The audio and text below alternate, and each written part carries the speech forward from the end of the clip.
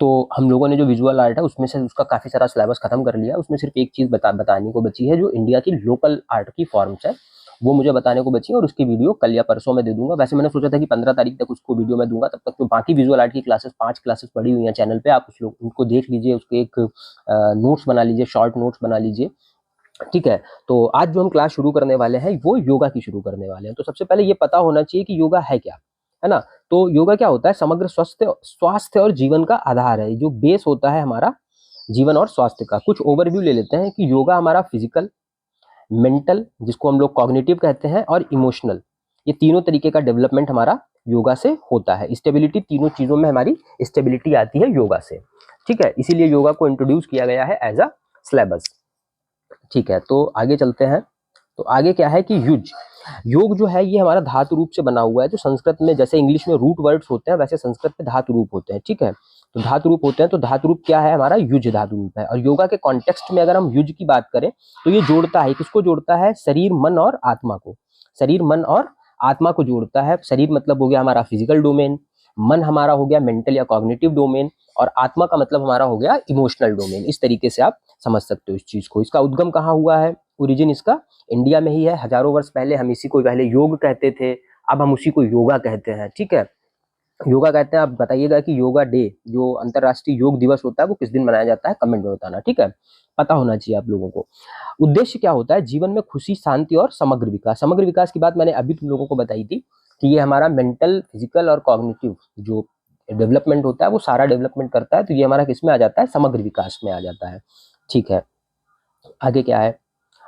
आगे है योग के लाभ। तो योग के हमारे क्या क्या लाभ होते हैं? तो सबसे पहले शारीरिक स्वास्थ्य, जो हमारा फिजिकल जो हेल्थ होती है उसमें कैसे शक्ति और लचीलापन, स्ट्रेंथ और फ्लेक्सिबिलिटी किसकी वजह से आती है? योगा की वजह से आती है। फिर मानसिक शांति की बात करें अगर हम, मेंटल, तो तनाव से मुक्ति, रिड्यूस स्ट्रेस रिड्यूस के लिए भी योगा हमारा काफी सारा काम आता है। योगा है या मेडिटेशन है, meditation is a part of yoga. अभी हम लोग जब आगे योगा के सारे डोमेन पढ़ेंगे तो पता चलेगा कि meditation is part of yoga.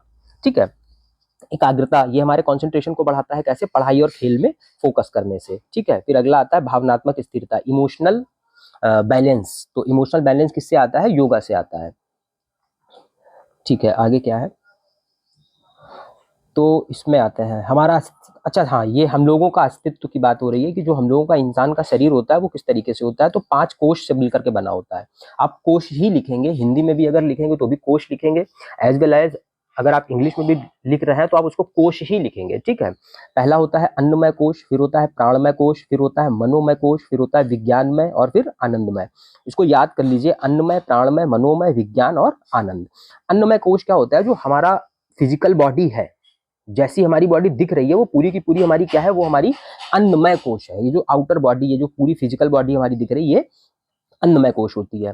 अन्नमय कोश के अंदर हमारा प्राणमय कोश, प्राणमय कोश के अंदर मनोमय कोश, मनोमय कोश के अंदर विज्ञानमय, और विज्ञानमय के अंदर आनंदमय। अब हम विज्ञानमय को साइंटिफिक कोश नहीं कह सकते, विज्ञानमय को हमें VIGYANMAY विज्ञानमय कोश ही लिखिएगा if you are writing in English as well as Hindi.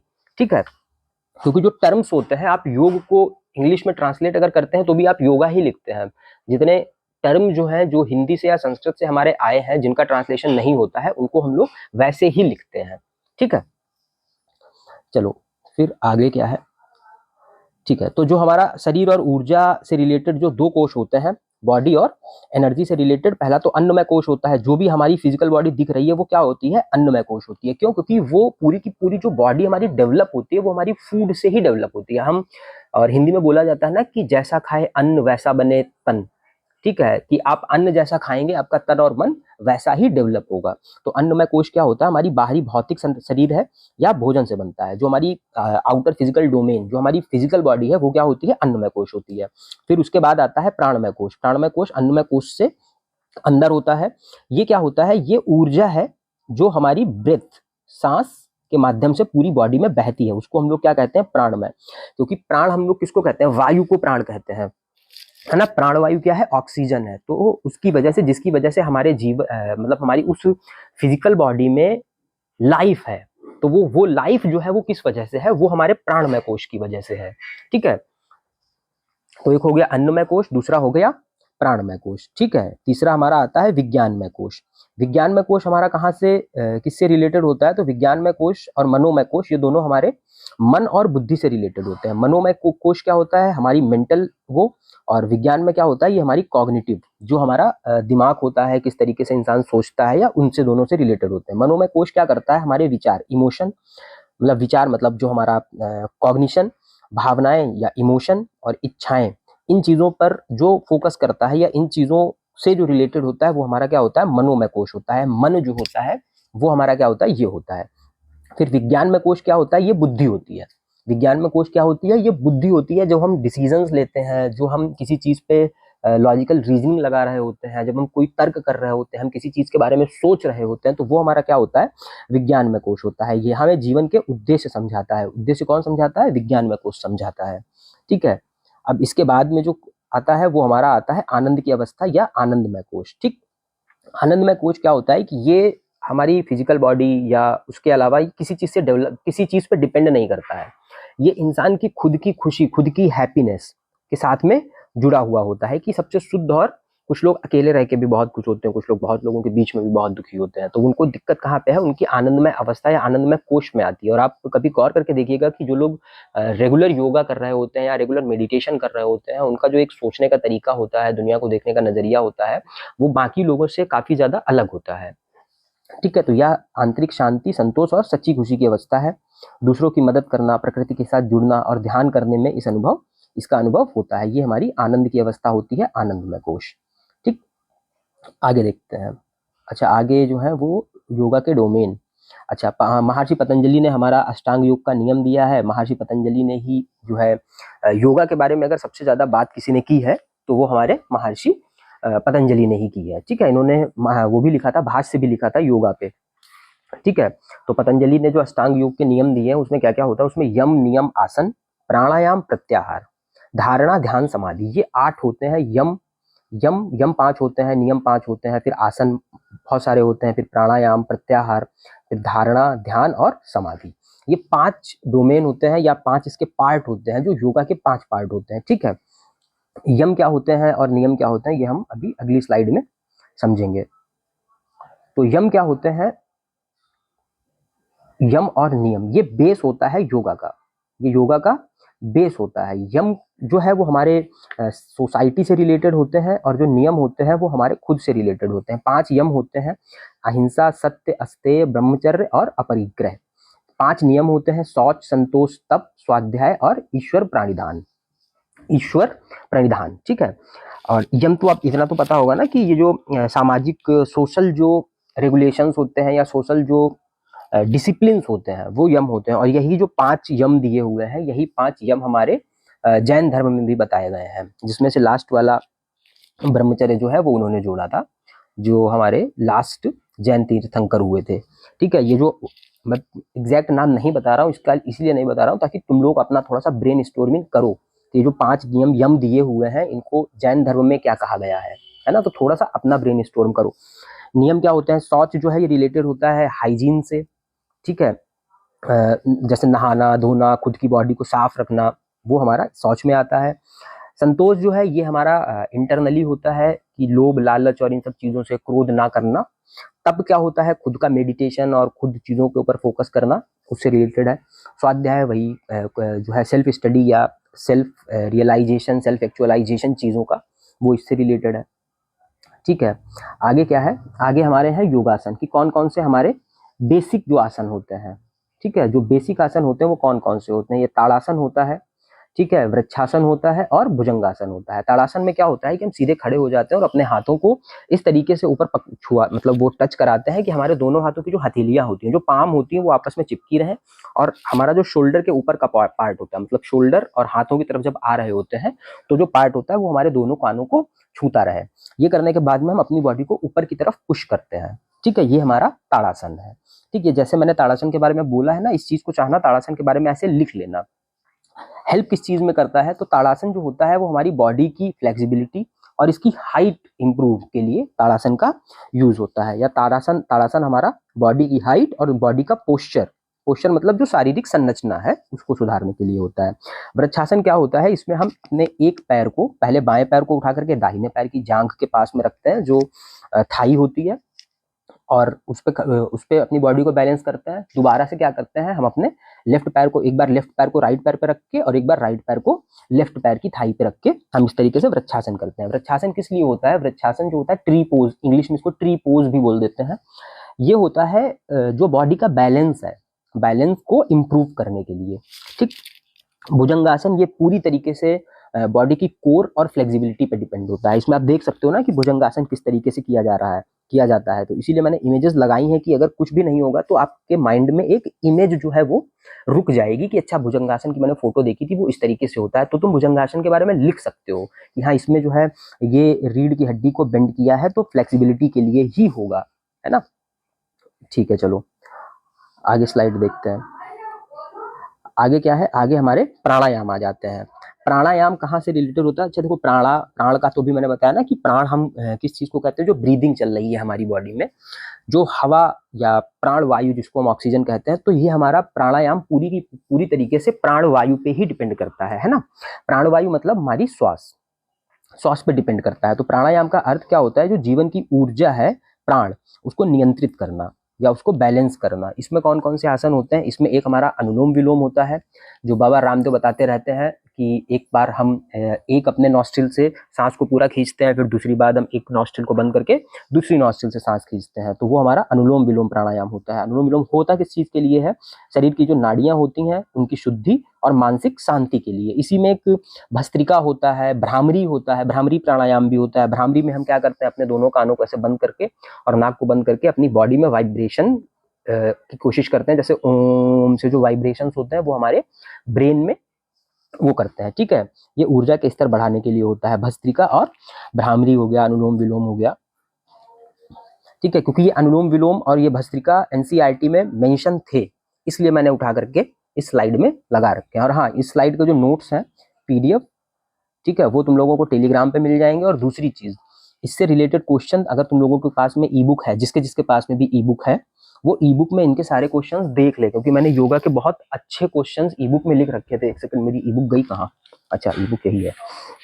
जैसे मैंने ई बुक में दे रखा था ना कि 5 यम कौन से हैं और वे हमारे व्यवहार में को कैसे प्रभावित करते हैं, या तैत्तरीय उपनिषद में वर्णित पंचकोश क्या है। तो अभी मैंने जो पंचकोश तुम्हें बताया है ना कि अन्नमय, विज्ञानमय, मनोमय, प्राणमय और आनंदमय, ये हमारा किस उपनिषद में है, ये तैत्तरीय उपनिषद में है। इस तरीके के क्वेश्चन भी मैंने ई बुक में दे रखे हैं, और उसमें मैंने 5 जो हैं वो डिस्क्रिप्टिव क्वेश्चन भी दिए हुए हैं, यम और नियम, जीवन के स्वर्ण नियम, ठीक है। उसी में मैंने ग्लॉसरी भी दे रखी है बेसिक उसके लिए। तो उसमें से क्वेश्चन एक बार देख लेना तुम लोग, तो आइडिया लग जाएगा कि क्वेश्चन किस तरीके से आता है। क्योंकि अगर मैं क्वेश्चन की स्लाइड बनाऊंगा तो फिर बहुत ज्यादा मटेरियल हो जाएगा, और वैसे भी बहुत सारे टीचर्स, जैसे मैंने कुछ टीचर्स के क्वेश्चंस देखे थे, और आप अगर यूट्यूब पे किसी भी टीचर के क्वेश्चन देखें तो क्वेश्चन लगभग सारे टीचर तुमको सेम ही प्रोवाइड करेंगे। मेन चीज होता है कंटेंट। अगर तुमको ये पता है कि अन्नमय कोश क्या होता है, तो अन्नमय कोश से अगर क्वेश्चन आ रहा है तो वो एमसीक्यू आएगा, तो एमसीक्यू भी कर लोगे। और अगर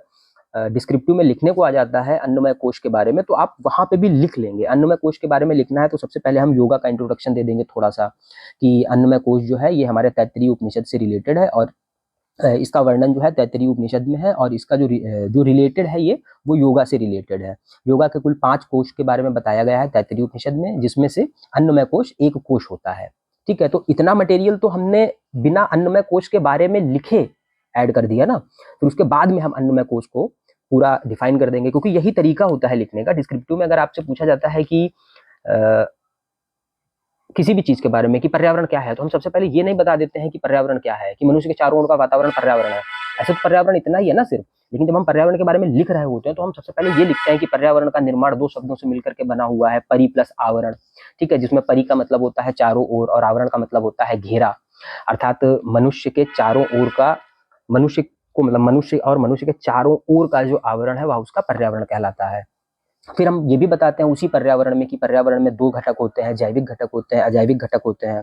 या फिर हम ये उसी में ये बताते हैं कि पर्यावरण का एक प्राकृतिक घटक होते हैं, एक मानव निर्मित घटक होते हैं, या कृत्रिम घटक होते हैं। तो ये सब सारा पर्यावरण में ही आ रहा है। तो आपके पास डाटा होना चाहिए, एमसीक्यू करने के लिए भी डाटा होना चाहिए, और और डिस्क्रिप्टिव के लिए तो डाटा होना ही चाहिए, क्योंकि हाई स्कूल या इंटरमीडिएट में जो हमारी कॉपी चेक होती थी, हमने वो जो कॉपी लिखी है वो उस एज के हिसाब से, उस क्लास के अकॉर्डिंग चेक होती थी। लेकिन यहाँ पर आप जो कॉपी लिखेंगे उसमें आप कुछ भी नहीं लिख सकते। जैसे डिस्क्रिप्टिव लिखने में ये होता है ना कि अरे डिस्क्रिप्टिव में क्या है, कुछ भी लिख दो, पेज तो भरने हैं। लेकिन नहीं, आपको अगर 40 वर्ड में अपनी बात को कंप्लीट करना है तो आपको 40 वर्ड में बताना है कि पर्यावरण क्या है। ये 40 वर्ड में बताना है तो 40 वर्ड में ही उसको डिस्क्राइब करना है। अगर 80 वर्ड्स में बताना है तो 80 वर्ड में डिस्क्राइब करना है ना। तो इस तरीके से चलो आगे चलते हैं।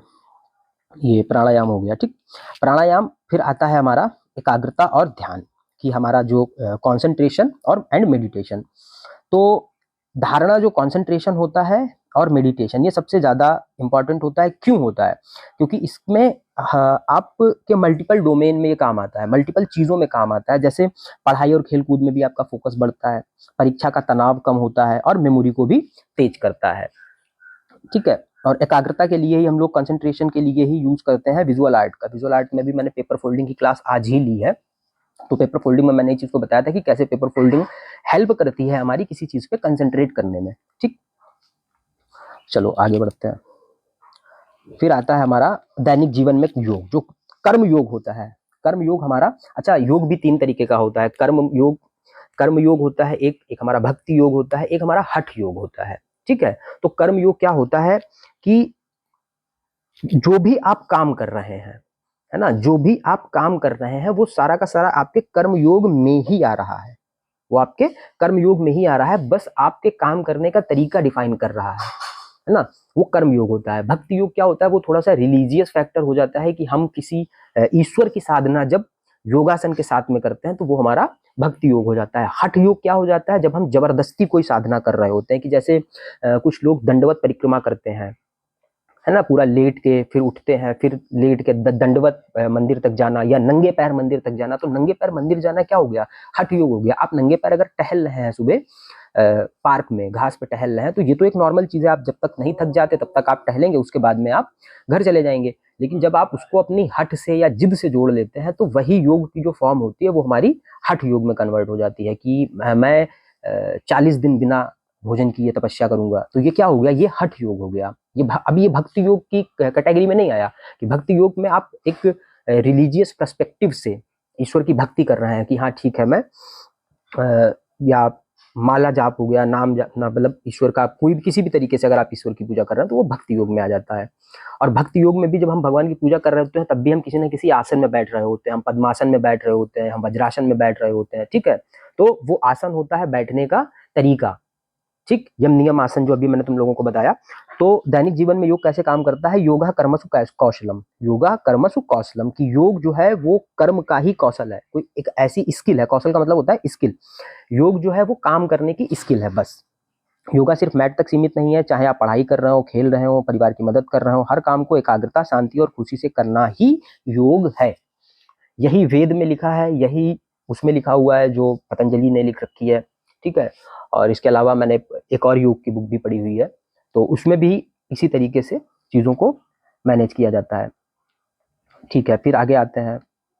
ये हो जाता है योग सत्र का शुरुआत और अंत कैसे किया जाता है। तो योग सत्र के शुरुआत में जो हम प्रार्थना करते हैं वो वाली करते हैं, जो हम शाहना भवतु सहनौ भुनक्तु करवी सह वीर्यम करवामहे, ठीक है, वो वाली प्रार्थना करते हैं। उसमें क्या होता है? उसमें गुरु शिष्य की रक्षा और एक साथ ऊर्जावान होकर के हम इस तरीके से प्रार्थना करते हैं ना, कि सब खुश हो, हम लोग साथ में प्रार्थना कर रहे हैं, सब मतलब सबका कल्याण हो वाली कंडीशन रहती है। ये योग सत्र की शुरुआत होती है। अंत किससे करते हैं? ओम सर्वे भवन्तु सुखिनः सर्वे सन्तु निरामया सर्वे भद्राणि पश्यन्तु माँ कश्चित दुख भाग भवेत्, ठीक है। तो ये दोनों श्लोक आप गूगल पे सर्च करेंगे, आपको वहां से मिल जाएंगे। और हमें लगता है कि 20% बच्चा 30% बच्चे को ये याद भी होंगे, इसीलिए इनको बहुत ज्यादा कोट करने की मुझे जरूरत नहीं थी। लेकिन डिस्क्रिप्टिव अगर आता है, योग के बारे में आता है, तो आप इस तरीके के श्लोक्स का यूज कर सकते हैं, कि हाँ अगर योग के बारे में भी पूछा है और आपको योग के बारे में बहुत ज्यादा डाटा नहीं आपको याद आ रहा है, आपको ये श्लोक याद आ रहा है, तो आप ये चीज बाकायदा लिख सकते हैं कि जब भी कभी हमें योग सत्र की शुरुआत करनी होती है तो हम इस श्लोक के साथ में करते हैं, या हमें योग सत्र का समापन करना होता है तो हम इस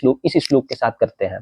आप संस्कृत में श्लोक लिखेंगे बढ़िया ब्लैक कलर के पेन से, और उसको कोटेशन मार्क के अंदर बंद करेंगे, ठीक है। उसके बाद में उसका अर्थ लिख देंगे, तो भी आप एक अच्छा इंप्रेशन बना पाएंगे टीचर के ऊपर। टीचर को ये लगेगा कि हाँ बच्चे को आता है ना। मल्टीपल, एक तो टीचर को पता चल जाएगा कि आपको मल्टीपल लैंग्वेजेस आती हैं। जरूरी नहीं है आपने हिंदी में पेपर लिखना है तो कसम खा ली कि नहीं अब हिंदी में लिखना है तो संस्कृत का कोट कैसे डाल दूं मैं। ठीक है, ये हमारे योग सत्र की शुरुआत और अंत होती है, और यहीं पे वीडियो की भी अंत होती है। बाकी तो आप लोगों को सब पता है कि नोट्स आपको कहाँ मिलेंगे। नोट्स आपको टेलीग्राम पे मिलेंगे। ठीक है, टेलीग्राम की लिंक कहाँ मिलेगी वो आपको डिस्क्रिप्शन में मिलेगी। वीडियो को लाइक कर देना, कमेंट कर दो। अगर कोई टॉपिक ना समझ में आया हो, अभी तक की मैंने जितना भी पढ़ाया है वो अगर ना समझ में आया हो या ये वाली वीडियो ना समझ में आई हो, तो भी आप कमेंट करके कह सकते हैं कि नहीं सर मेरी समझ में नहीं आई। तो मैं कोशिश करूंगा कि अगली बार से खुद को इम्प्रूव करूं। ठीक है, क्योंकि मेरा ऑनलाइन पढ़ाने का ये पहला एक्सपीरियंस ही है जो मैं पहली बार पढ़ा रहा हूँ। ठीक है, और बाकी अपने दोस्तों को शेयर कर दो। टेलीग्राम चैनल ज्वाइन कर लेना, वहां से नोट्स भी मिल जाएंगे। और क्वेश्चन की प्रैक्टिस ई बुक से आप लोग कर ही रहे होंगे। और अगर और हाँ, ई बुक का भी अभी मुझे कुछ कंटेंट और देना है, तो उसके क्वेश्चंस भी मैं आप लोगों को दे दूंगा। पहले जितने क्वेश्चंस मैंने दे रखे हैं और जितना ई बुक में कंटेंट है, आप एक बार उसको कवर कर लीजिए। ठीक है, तो थोड़ा सा जैसे बेस आपका क्लियर हो जाएगा ना, तो मैं अगर एक्स्ट्रा कंटेंट देता भी हूँ तो आपको समझ में आएगा। ठीक है बच्चों, थैंक यू।